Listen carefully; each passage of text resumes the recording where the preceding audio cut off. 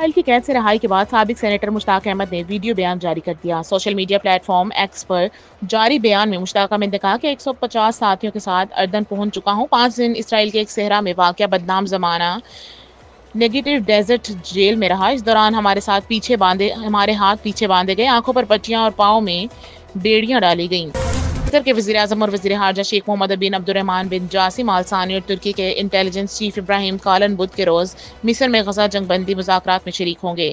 قطری وزارت خارجہ کے عہدیدار ماجد الانصاری نے الجزیرہ کو بتایا کہ قطری وزیر اعظم شرم الشیخ میں دیگر ثالثوں جن میں امریکی نمائندہ خصوصی اسٹیو وٹکوف اور جیرڈ کشنر شامل ہیں، جس سے ملاقات کریں گے۔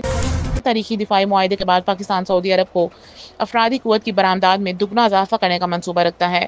عرب نیوز میں شائع رپورٹ کے مطابق سعودی عرب میں پاکستانی افرادی قوت کی مانگ میں مسلسل اضافہ ہو رہا ہے، جس کے باعث پاکستانی حکام اس معاملے میں دلچسپی لے رہے ہیں۔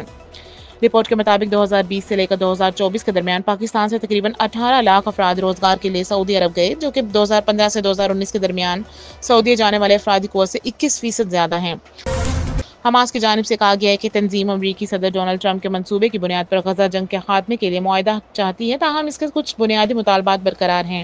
حماس کے سینئر رہنما فوزی برہوم نے 7 اکتوبر 2023 کے حملے کو 2 سال مکمل ہونے پر جاری کیے گئے اپنے بیان میں کہا کہ جنگ بندی معاہدے پر مذاکرات کے لیے مصر میں موجود حماس کا وفد ایسے معاہدے تک پہنچنے کے لیے تمام رکاوٹیں دور کرنے پر کام کر رہا ہے، جو غزہ کے عوام کی امنگوں پر پورا اترے۔